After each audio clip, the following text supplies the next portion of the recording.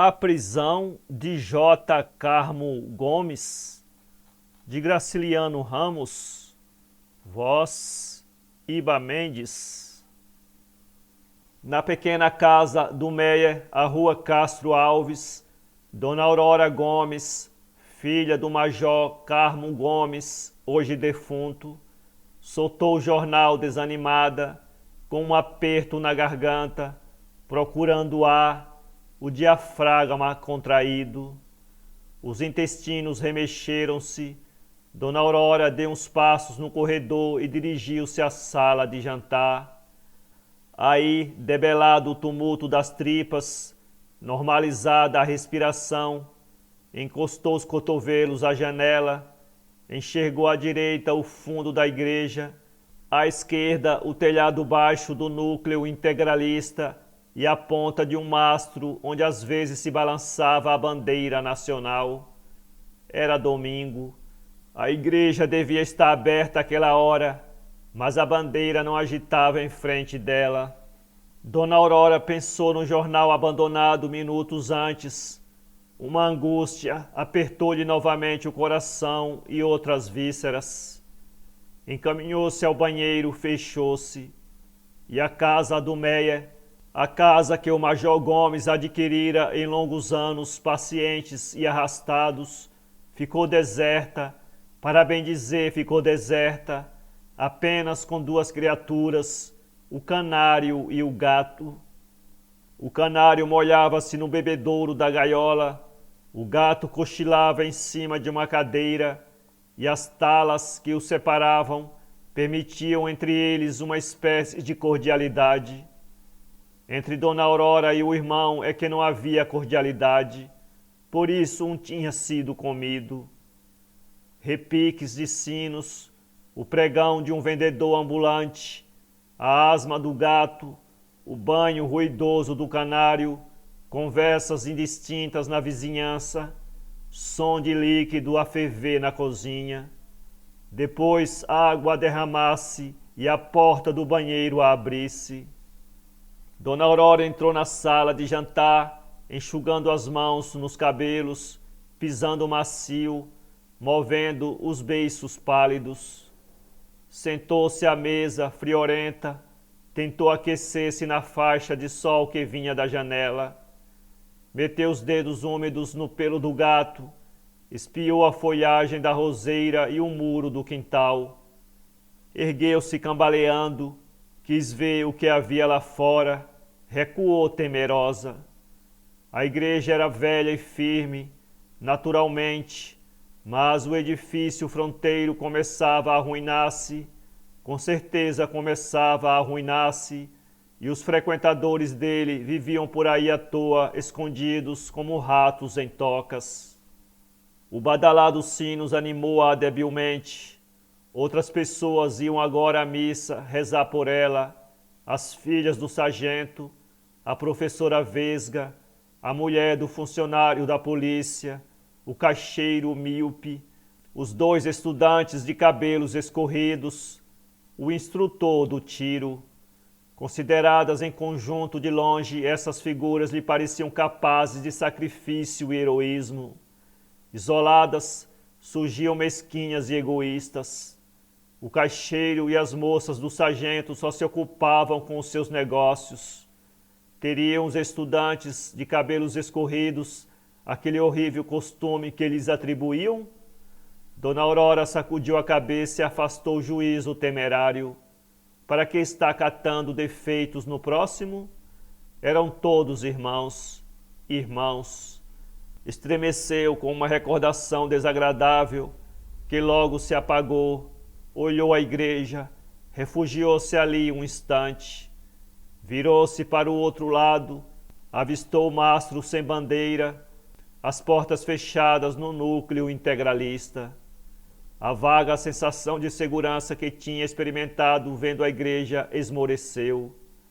Ai, ai! Suspirou, achou-se abandonada, sozinha, miúda como um rato, exposta a inimigos numerosos. As notícias do jornal voltaram-lhe ao espírito, gente oculta, casas varejadas, documentos apreendidos, fugas, uma atrapalhada, santo Deus, listas que enchiam colunas. Torceu as mãos, recolheu-se precipitadamente, com a ideia de que a espionavam dos quintais vizinhos. Acariciou o gato, consolou-se um pouco, afirmando interiormente que tinha muitos amigos, uma legião de amigos. Ignorava o sentido exato de legião, mas, depois de escutar o discurso de um chefe, guardara a palavra que parecia significar número e força. Legião de amigos. Confiava nas coisas indeterminadas. A confiança, pouco a pouco, minguou. A fortaleza e a quantidade reduziram-se.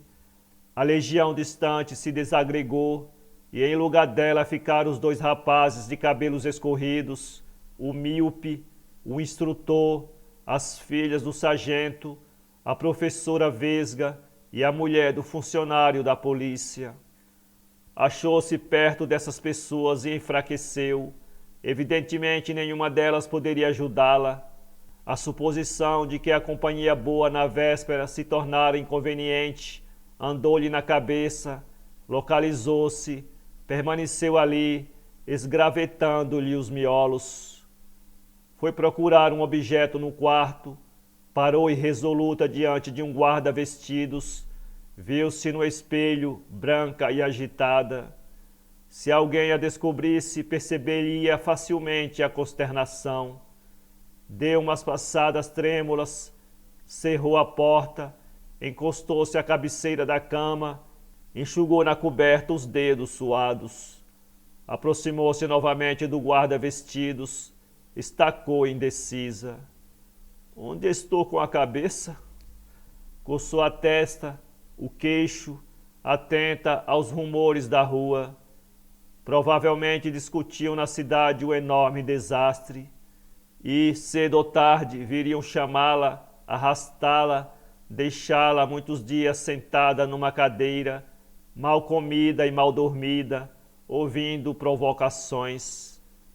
Engolhou, as pernas fraquejaram, venceu a tonteira, esfregou as pálpebras e respirou profundamente. Com um sobressalto recordou-se do que tinha ido fazer. Abriu o móvel, retirou de um gancho o uniforme. O coração engrossou, os olhos encheram-se de lágrimas. Numa espessa névoa, a saia branca tornou-se quase invisível. A blusa verde apareceu desbotada. O sigma negro da manga deformou-se. Engoliu o choro, reprimiu a comoção, estendeu a roupa em cima da cama, afagou-a com os dedos e com a vista. De repente alarmou-se. Cometia uma falta. Se entrasse na casa sem pedir licença e empurrasse a porta do quarto, surpreendê-la-iam tocando naqueles despojos comprometedores. Arrumou-os, empacotou-os numa toalha, escondeu-os na gaveta inferior da cômoda, sob colchas e fronhas. Em seguida, trancou a gaveta e guardou a chave no seio. Momentaneamente liberta da opressão, retirou-se do quarto, esgueirou-se pelo corredor, entrou na sala, acercou-se da janela, descerrou devagarinho a rótula. Tudo bem escondido.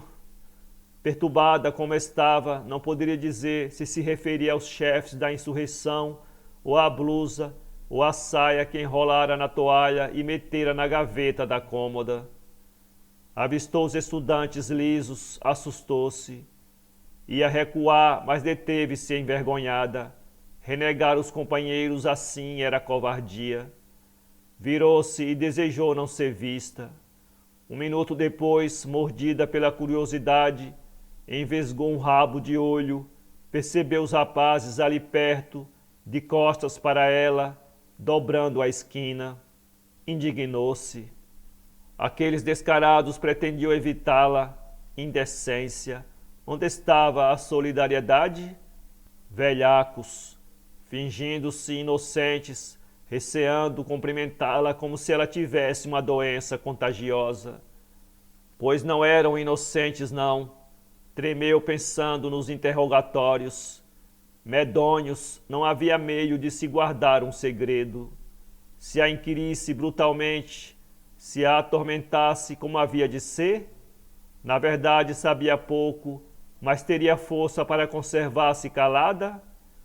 O funcionário da polícia, amigo, passou na calçada fronteira, proporcionou-lhe um choque, um sorriso vexado, uma inclinação de cabeça. Caso o funcionário tocasse no chapéu e viesse prosar com ela, Dona Aurora se tranquilizaria completamente, exibiria firmeza, daria uma lição aos cretinos que lhe tinham virado o focinho e até poderia colher algumas novas da encrenca. Uma conversinha mole às vezes serve. Falaria ao sujeito naturalmente, como se não tivesse interesse, e recomendaria uns conhecidos que o jornal mencionava. Não recomendaria ninguém, seria imprudência.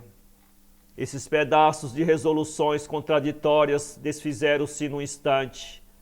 O funcionário afastou-se coberto de sombras e Dona Aurora caiu na realidade com um arrepio no espinhaço. Pegou-se a Virgem Maria, tentou justificar-se. Não entendia aquela atrapalhada, assalto ao palácio presidencial, a quartéis, a residências particulares, tiros, brigas, mortes, um fim de mundo. Condenou os indivíduos responsáveis pela bagunça, uns criminosos. Tinha alguma coisa com eles? Não tinha. Queria uma revolução, ou antes quisera uma revolução.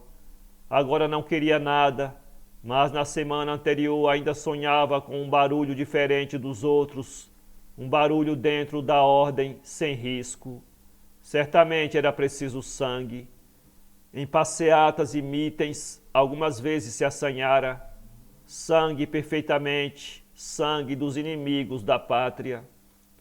Aquele terrível desfecho não entrara nos planos de Dona Aurora. Sentia-se traída pelos desordeiros que tinham espalhado nas ruas confusão e terror, e pelo governo que teimava em conservar-se, não se demetia ranzinza. E também se considerava um pouco traída pelos seus chefes, por não haverem previsto a desgraça e, em discursos, martelando o peito, berrarem com tanta energia que era difícil a gente não acreditar neles. Fechou o postigo, entrou, mergulhou no sofá desorientada. As molas da peça antiga protestaram rangendo levemente. Assustou-se. Não devia confiar em ninguém. Referia-se aos chefes, mas confundiu-se com os autores da subversão. Sacudiu-se, afirmou que esses últimos eram comunistas disfarçados em membros do partido, agentes de Moscou pagos para criar dissidência lá dentro. O funcionário da polícia tinha passado sem fazer a saudação do costume. Certamente a mulher estava encalacrada e ele precisava salvá-la. Ia tornar-se rigoroso em demasia com os outros. Assim desviaria suspeitas. Dona Aurora refletiu com mágoa nessas intransigências repentinas, na malícia e na fraqueza de amigos que desertam em horas de aperto. Mas o pesar misturou-se com admiração e temor. Um estranho respeito amolecia, jogava perplexa aos sujeitos hábeis que escolhem a posição conveniente, a palavra exata, a hora de bater palmas. Ela, coitada, entregara-se antes de tempo e lamentava não poder explicar-se, gritar que reprovava aquele desconchavo e respeitava a autoridade. Pôs-se fazer um longo exame de consciência, mergulhou no passado, lembrou-se do Major Carmo Gomes, gordinho, baixinho, terrivelmente conservador, desgostoso do filho, que não arranjava profissão decente e lia brochuras subversivas. Para consertar esse filho degenerado, o major esgotara todas as razões conhecidas e, incapaz de levá-lo ao bom caminho, recorrera às ameaças. Tu acabas na cadeia, José. O rapaz ouvia sem discutir e continuava agarrado aos folhetos. Não encontrando resistência, o velho excitava-se, monologava, soprava, afinal explodia. Tu acabas na cadeia, José. Tanto repetir a frase que Dona Aurora se convencera de que o fim do irmão seria realmente a cadeia. O major sucumbira em poucos minutos. Estivera a desatinar sobre um romance de foice e martelo, atacara rijamente essa literatura execranda, sentia-se mal, recolhera-se e o aneurisma rebentara de chofre. Dona Aurora, nos chiliques do enterro, juntara soluços, fragmentos de orações e objurgatórios incongruentes ao irmão, quase um parricida. Que será de mim, santo Deus? Choramingava sem cessar. Esse brado egoísta não tinha cabimento. Dona Aurora ficava com algumas economias, a casa do Mé, o soldo e o montepio do finado.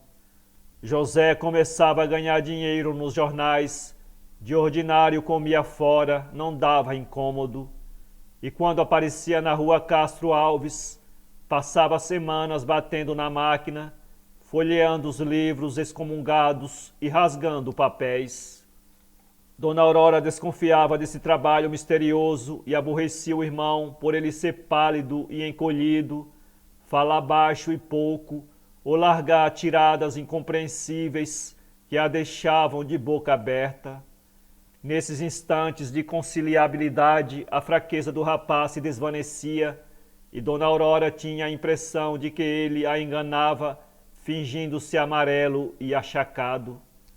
De repente estalara a Revolução de 30, e mal recomposta, de luto ainda, a moça quase endoidecera. Imaginava bombardeios aéreos, tremia como um pinto molhado, não sossegava, não dormia. Desgraças nasciam-lhe no espírito, obscuras, terríveis, tomavam formas esquisitas e concentravam-se no Meyer. O grito de um carroceiro avisara de que iam derrubar as igrejas. Dona Aurora entrava em igrejas por hábito, como noutros lugares, mas estava apavorada, e as igrejas pareceram-lhe de supetão asilos sagrados. A professora Vesga cochichara uns boatos concernentes a roubos e violações. Dona Aurora procurava debalde um canto para se esconder. Admitia que lhe arrebatassem os haveres, mas o atentado contra sua pureza resistente era demais. Lembrava-se da história do Brasil. A professora não era vesga, era fanhosa. Quem foi o primeiro governador-geral? Quantas mudanças depois desse primeiro governador-geral! As estampas representavam índios monstruosos, nus, de beiços furados. Os revolucionários não se distinguiam bem deles, saqueavam, queimavam, destruíam. E Dona Aurora passava noites horríveis. Num jejum prolongado, sentia a cabeça rodar, o pescoço transformar-se num parafuso. As paredes do quarto desmoronavam-se lentamente. Selvagens nus iam dançar e fazer caretas em torno da sua cama. Caíam-lhe depois em cima do corpo, machucavam-na, arranhavam-na, rasgavam-na. Ela soltava gritos em vão e no dia seguinte erguia-se a custo, os olhos arregalados, cheios das visões do pesadelo. As mãos trêmulas comprimiam a barriga, os beiços lívidos mexiam-se balbuciando. Quem foi o primeiro governador-geral? Tentava encher o espaço que a separava desse primeiro governador-geral, mas aí havia uma escuridão, uma amálgama de fatos nunca percebidos convenientemente e agora obliterados. Esforçava-se por se recordar de outras revoluções. O medo não lhe permitia relacionar as ideias.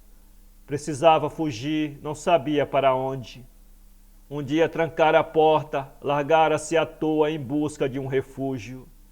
O irmão fora encontrá-la muito longe de casa, quase a chorar, e ela se deixara conduzir passivamente. Ouvia conselhos, sentia os dedos lhe sacudirem o braço e não escutava nada nem opunha resistência. Desde esse momento, enervada, ficava horas quieta, os cabelos em desalinho, os dentes sujos, indiferente a tudo, como se já não fosse deste mundo, esperando resignada o martírio, desejando até que ele viesse logo e aquilo findasse. Na sua alma acabrunhada operava-se uma reviravolta, agora xingava o governo. Se entregasse o poder aos revolucionários, eles não teriam motivo para a zanga e talvez usassem generosidade. No abandono e na inconsciência, enrugada e envelhecida, perceber a vitória da sublevação. Dificilmente emergira do torpor, readquirira pouco a pouco a integridade, mas conservara uma inquietação, o receio de que novas tempestades se armavam, raiva a inimigos invisíveis que lhe haviam causado tanto susto.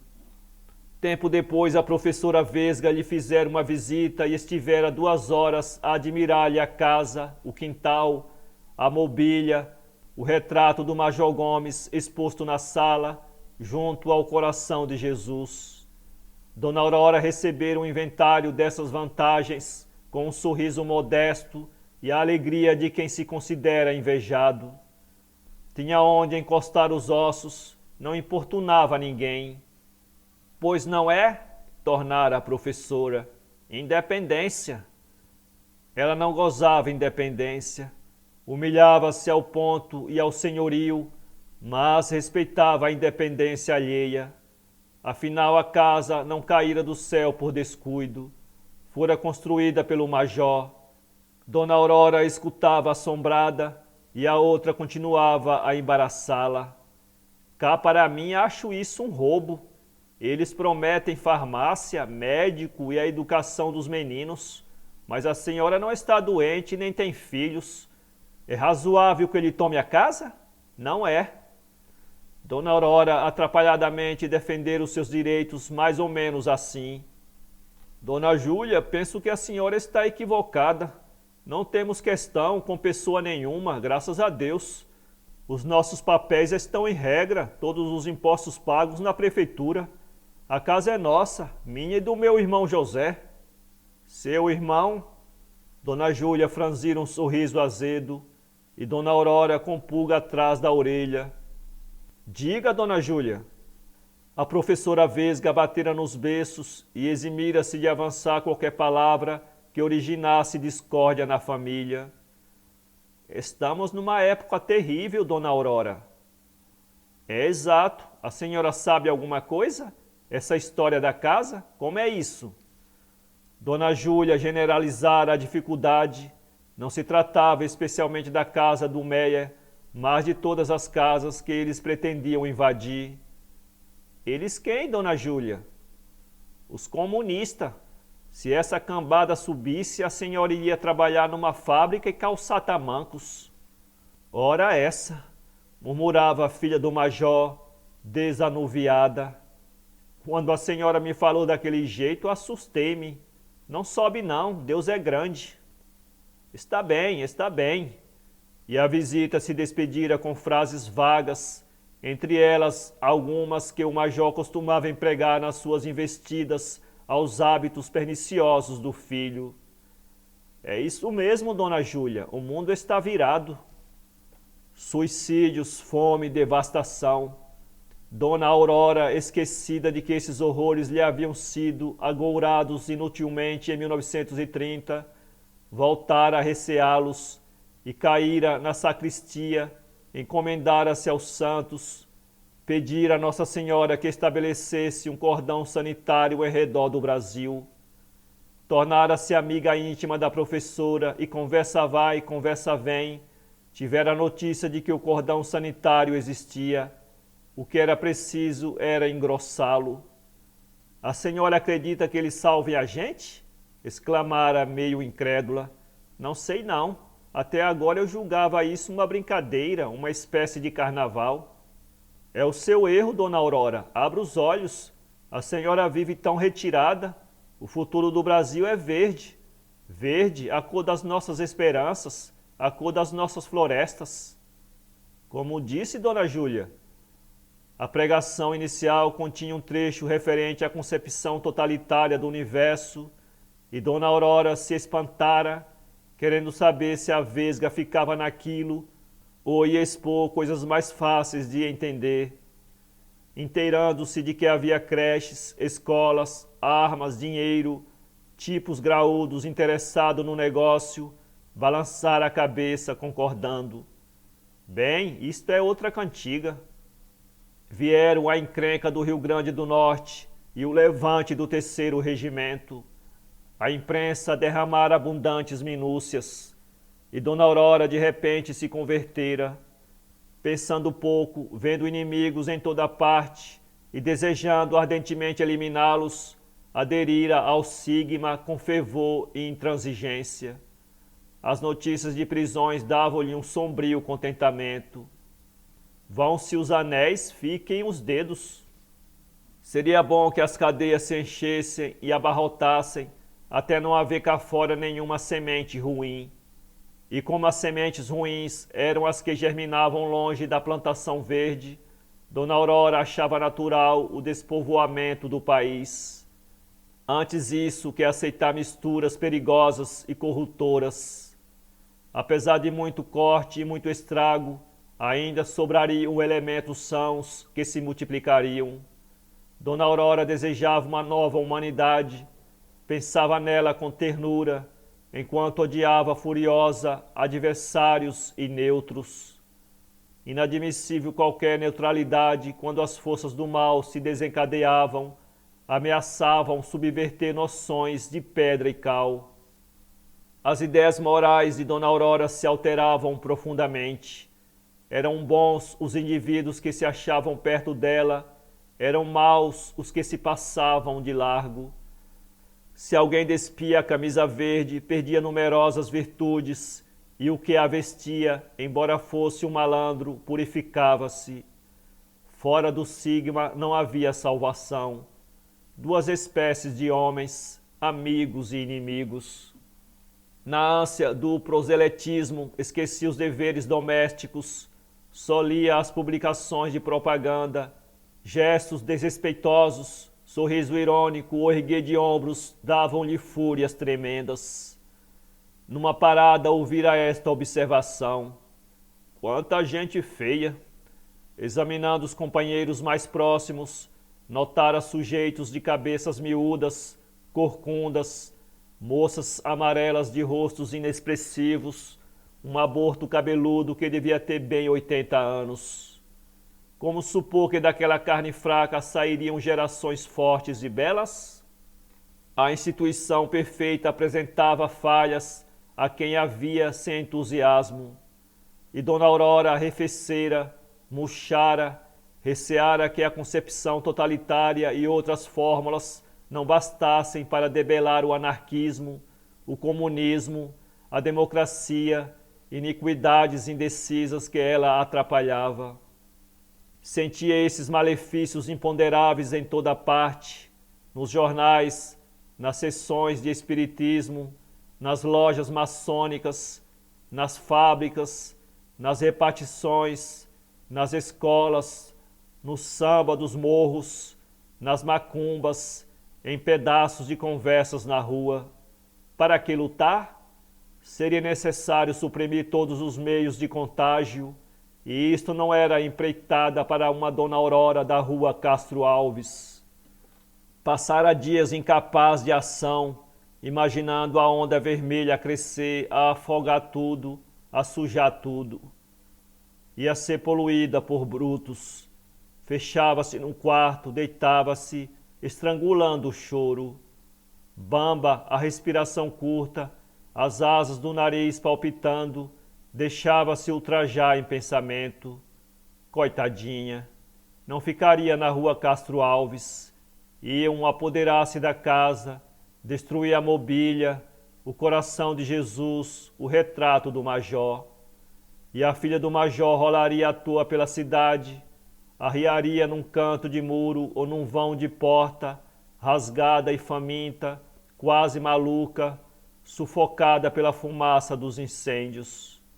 Libertava-se com esforço desses desânimos, confessava-se culpada. Qualquer desfalecimento é uma traição, dona Aurora, não acha? É o que eu digo, dona Júlia. Se nós fraquejarmos, eles tomam fôlego e avançam.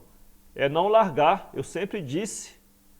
E dona Aurora cobrava alento, mergulhava nos telegramas, tentava perceber o que havia no mundo, enrugava a testa enjoada, negava qualquer relação entre os acontecimentos exteriores e os do Brasil. Estamos longe disso, graças a Deus. Confiava na repressão, mas por fim o número de acusados chegara a inquietá-la. Ora, vejam que miséria! Quem havia de supor? Tudo bichado. Nesse ponto, uma aflição lhe roera a alma.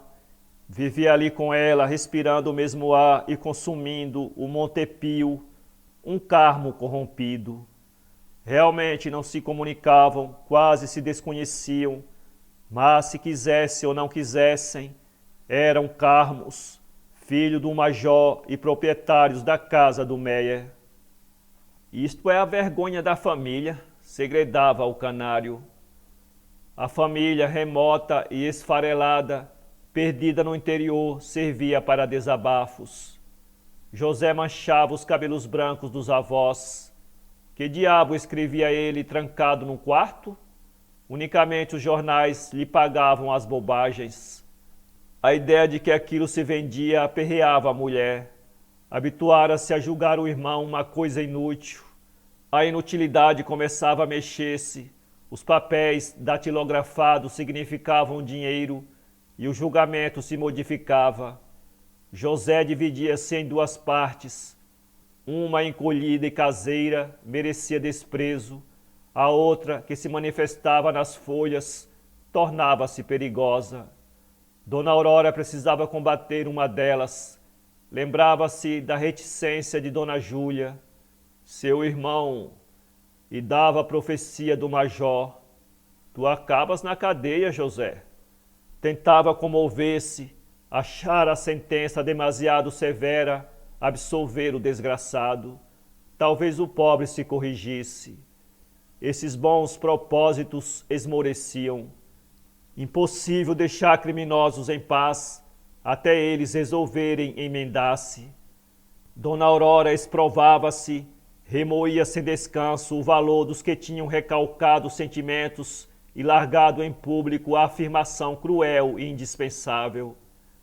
Se cada um determinasse conservar em casa o foco de infecção, a que se reduziria o movimento?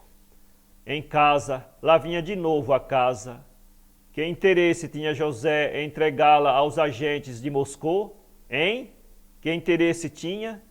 Se fosse toda dele, seria loucura, sem dúvida, mas enfim ninguém podia reclamar. Oferecer, porém, de mão beijada a parte dela, isto não.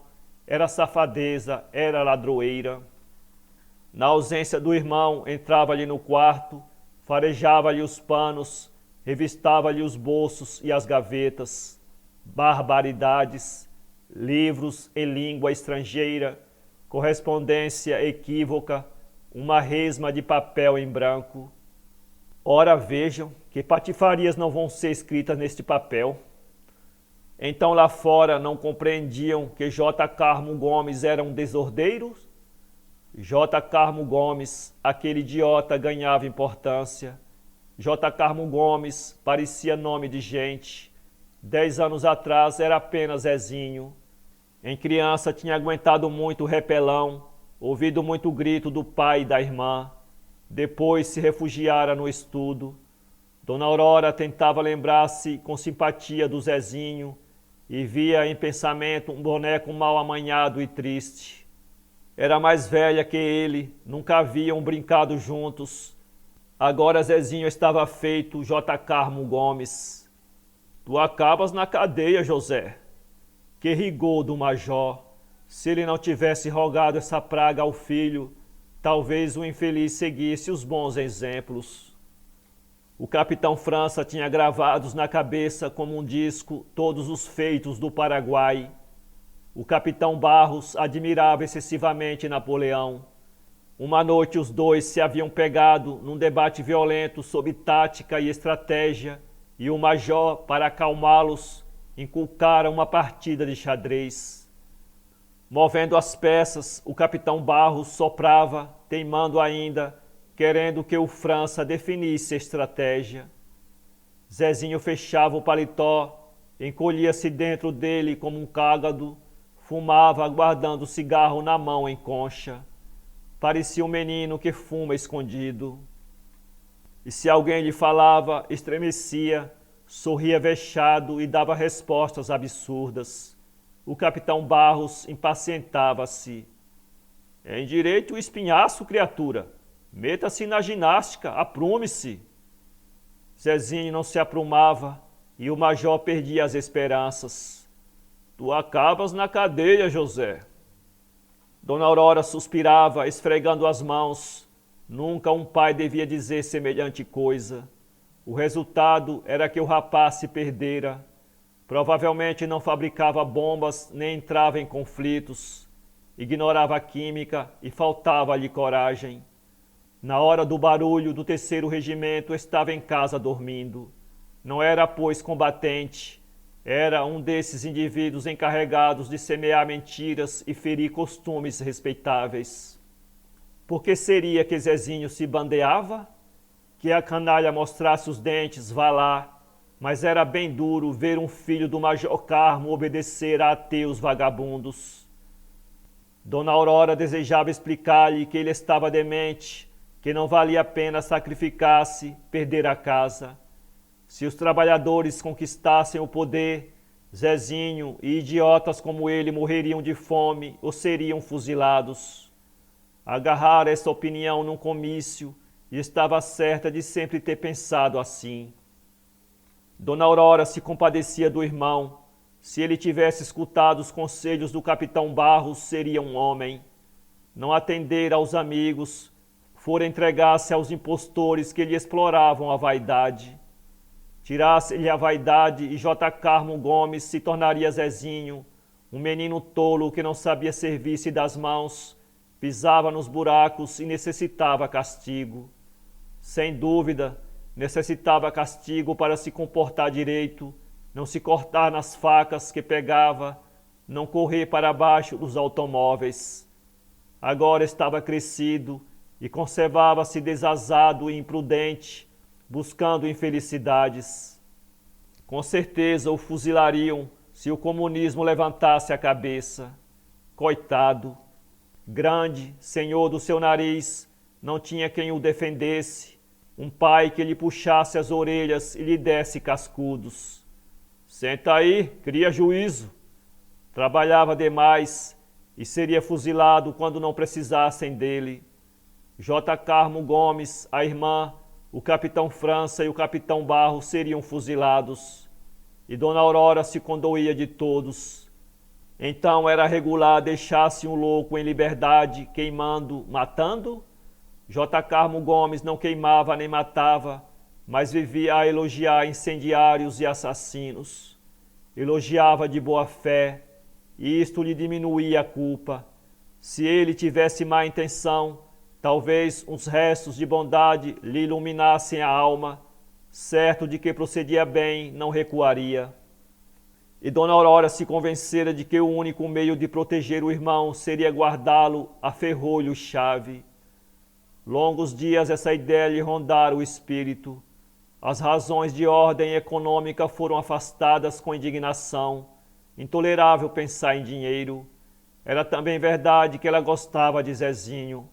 Não tinham tido origem no mesmo ventre?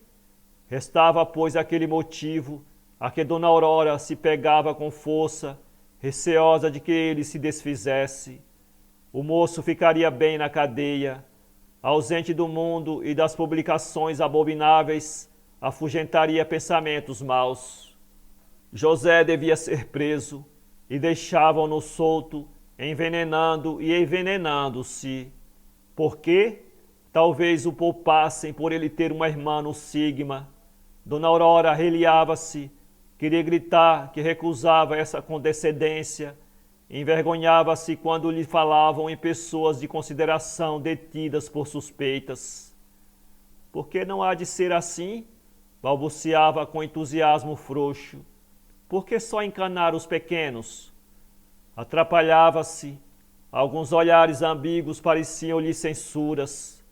Seu irmão... Dona Júlia deixara a frase incompleta, mas via-se perfeitamente que tinha um rapaz em má conta. Provavelmente andavam por aí a cochichar que Dona Aurora, uma oportunista, vestira a camisa verde por manha, acendia uma vela a Deus e outra ao diabo. Ninguém acreditava na sinceridade dela. Uma oportunista. Quando a gangorra virasse e a gente da esquerda cerrasse de cima, José Carmo Gomes a defenderia. Era o que pensavam certamente. E Dona Aurora não tinha sossego. Dedicava-se ao partido, recebia tarefas pesadas, mas não estava satisfeita. Em todas as conversas percebia remoques. Badalava que não conhecia parentes, que não se responsabilizava por ninguém. Perturbada, os olhos baixos, procedia como quem se desculpa. Abria-se às vezes com Dona Júlia, chegava quase a pedir-lhe que fizesse a delação. A professora ouvia-a com reserva atenta, o nariz longo, os beiços finos apertados, as pálpebras caídas. Dona Aurora notava-lhe nos modos uma reprovação contínua e afastava-se impelida para várias direções. Levantara-se um dia branca, machucada, zonza, olheiras enorme, um embrulho no estômago. Vestindo-se lenta, esquecendo peças de roupa, temendo qualquer rumor, padecia muito. Necessário salvar o irmão. Saíra de casa e fora denunciá-lo à polícia. Para ler esse conto, acesse www.poeteiro.com